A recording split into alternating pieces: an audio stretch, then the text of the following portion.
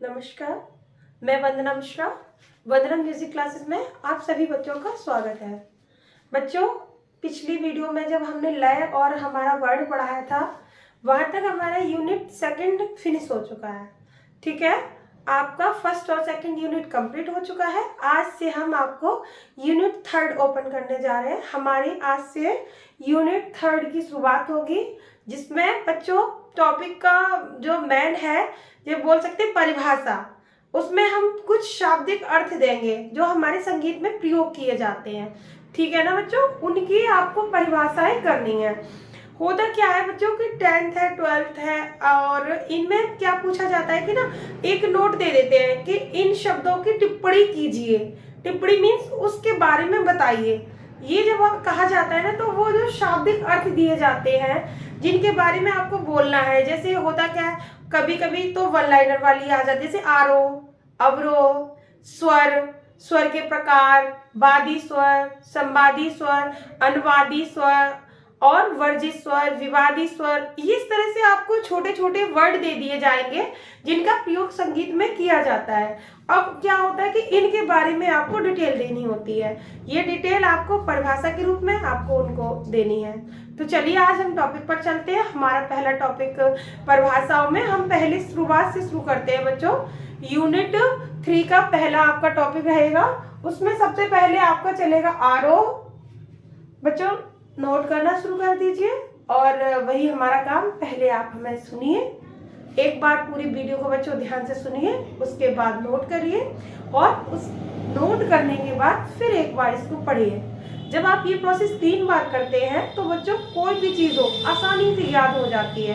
करना क्या होता है कि वही 3 प्रोसेस आपको पहले हमें सुनना है, उसके बाद आपको नोट करना है, और तीसरा आपको एक बार फिर पढ़ के देखना है। ठीक है ना बच्चों, हम वही अपना अगर वही रखेंगे ना प्रयास लगातार निरंतर वाला, तो हमारे पास सफलता अवश्य ही अवश्य आती है।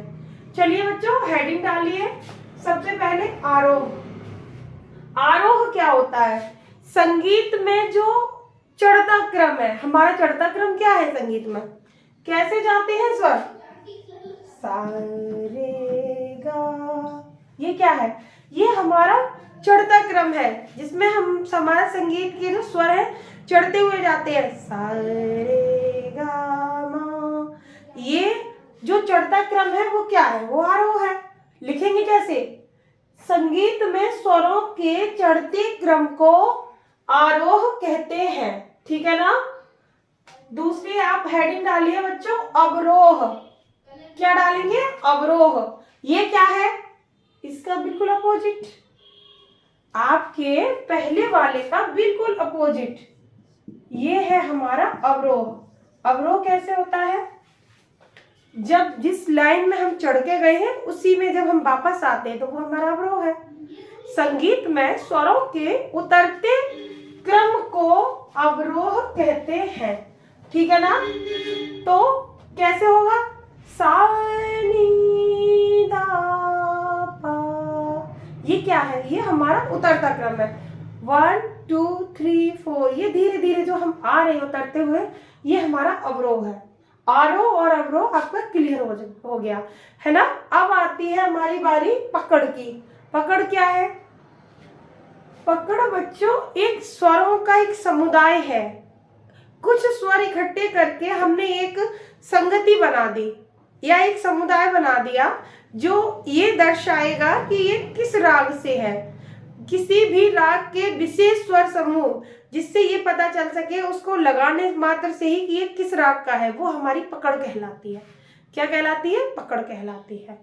आपकी परिभाषा भी यही बनेगी कि जिस स्वर समुदाय से राग का बोध हो, मतलब राग को हम पहचान सकें। जिस स्वर समुदाय से राग का बोध हो अर्थात पहचाना जाए, पकड़ कहलाती है। ठीक है ना बच्चों। एग्जाम्पल देखिए इसका। नी नी रे गा रे सा, पामा गा रे सा। ये बेटा जो ये पकड़ है या ये जो विशेष स्वर समुदाय है, इस मात्र स्वर समुदाय को गाने से ही पता चल जाएगा ये राग यमन का है। ठीक है ना। तो इस तरह से पकड़ की परिभाषा होती है। बच्चों इसको नोट करिए और आगे हेडिंग डालिए। आगे बच्चों हेडिंग डालिए बादी स्वर। इन 3 परिभाषाओं के बाद आपका चौथा है बादी स्वर। बादी स्वर क्या है?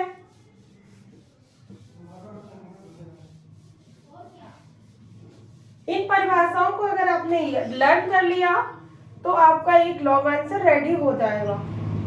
ये अधिकतर बच्चों पूछ लिया जाता है टिप्पणी के माध्यम से। छोटे छोटे शाब्दिक अर्थ दे दिए जाते हैं, उन्हीं से कहा जाता है कि इनकी टिप्पणी कीजिए। आपका आ जाता है बादी स्वर। बादी स्वर क्या होता है?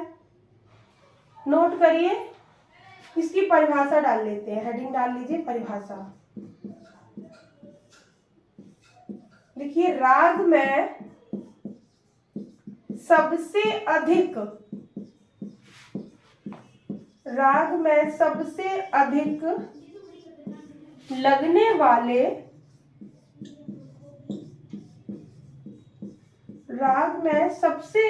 लगने वाले स्वर को बादी स्वर कहा जाता है।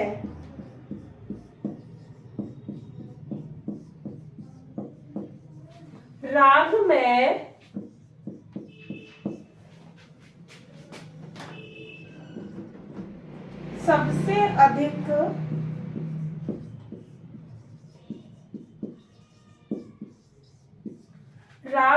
सबसे अधिक ठहराव बच्चों जिस पर हम ज्यादा रुकते हैं।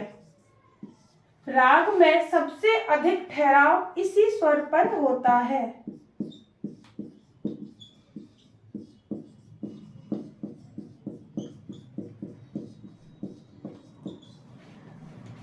राग रूपी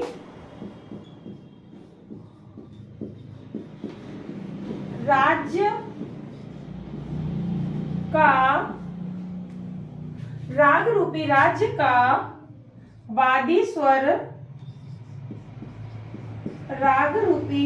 का बादी स्वर राजा होता है।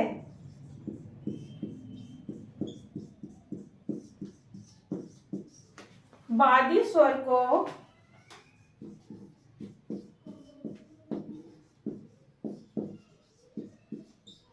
अंश स्वर, बच्चों नोट करिएगा, ध्यान से सुनिएगा। बादी स्वर को किस किस नामों से जाना जाता है? बादी स्वर को अंश स्वर, जीव स्वर या प्राण स्वर भी कहा जाता है।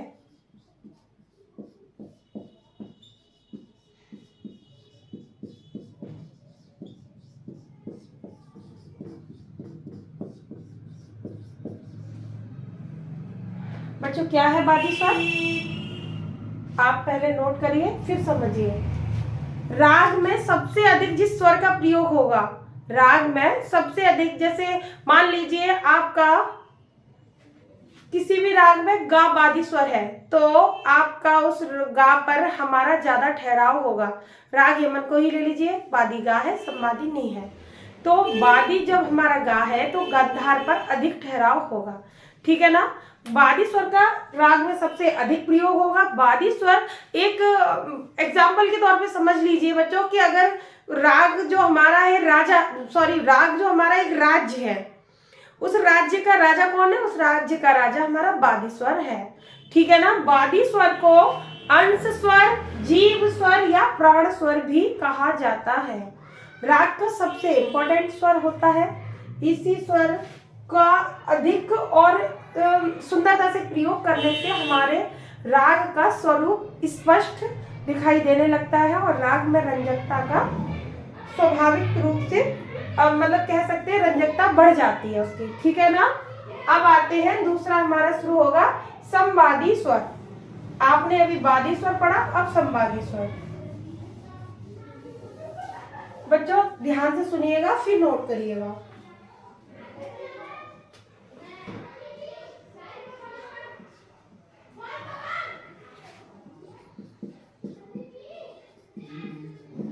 बादी स्वर के बाद बच्चों आता है संवादी स्वर।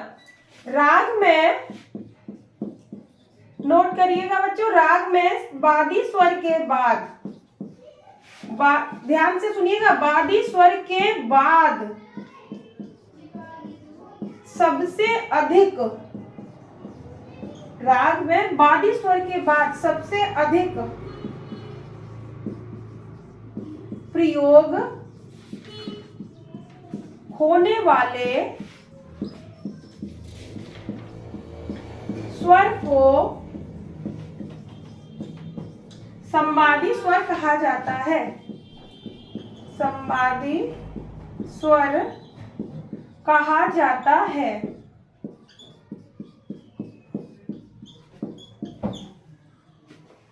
इस स्वर पर बादी स्वर के बाद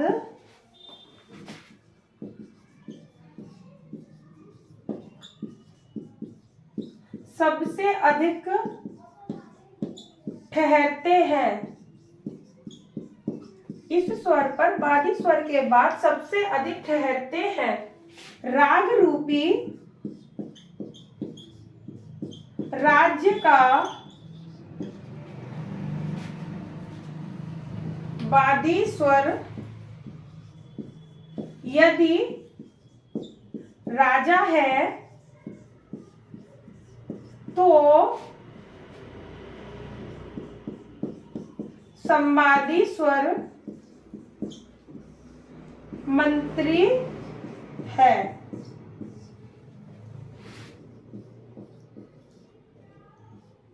अर्थात बादी स्वर के बाद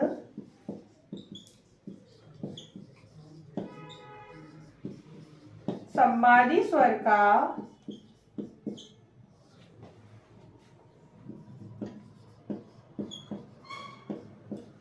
राग में विशेष महत्व है।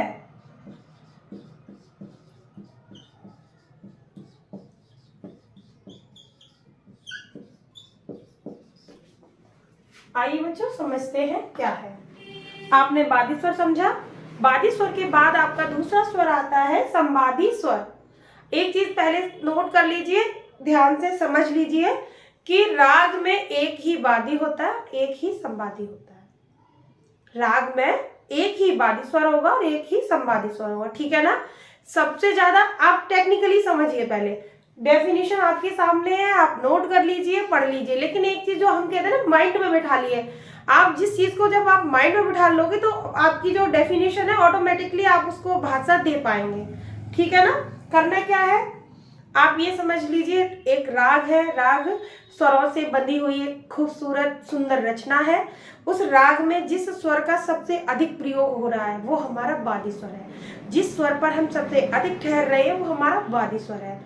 जिस स्वर का जो लगाव है, ज्यादा से ज्यादा रुककर और खूबसूरती से प्रयोग किया जा रहा है, वो हमारा बादी स्वर है। बादी स्वर के बाद जिस स्वर का प्रयोग अधिक किया जा रहा है, मतलब बादी स्वर के बाद जिस स्वर का प्रयोग सबसे ज्यादा हो रहा है, वो हमारा संवादी स्वर है। और ये चीज आप पहले ही समझ लीजिए कि राग में एक ही बादी होता है और एक ही संवादी होता है, ठीक है ना। यदि राग का बादी स्वर राजा है, यदि राग का वादी स्वर राजा है तो हमारा संवादी स्वर मंत्री होगा। मतलब राजा के बाद जिसका जो भी स्थान है वो हमारा संवादी स्वर है, ठीक है ना। ये हमारे संवादी स्वर की परिभाषा है। संवादी स्वर नोट कर लीजिए बच्चों। आज आपने आरोह की परिभाषा, अवरोह, पकड़ की परिभाषा, वादी और संवादी स्वर की परिभाषा सीखी है, पढ़ी है और लर्न कीजिएगा इसको, है ना। अब इसके बाद भी बच्चों कुछ परिभाषाएं बची हैं जो हम आपको, जो आपका यूनिट 3 चल रहा है, इसके अंतर्गत जो आपका टॉपिक चल रहा है परिभाषा, उसमें आपकी अभी काफी और भी परिभाषाएं बची हैं, तो वो हम आपको अगली पार्ट में समझाएंगे, ठीक है ना बच्चों। तो ज्यादा से ज्यादा बच्चों इसको देखिए, समझिए, पढ़िए, लाइक करिए, सब्सक्राइब करिए और बच्चों को शेयर करिए। और इसके बाद यदि बच्चों कोई भी कंफ्यूजन है, जहां आपको कुछ समझ नहीं आ रहा है ना, मैं बार बार ये कोशिश करती हूँ कि हमारे बच्चे कुछ पूछें।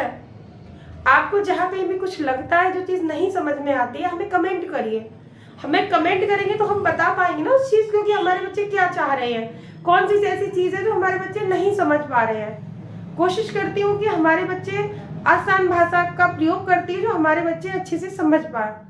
ठीक है, धन्यवाद।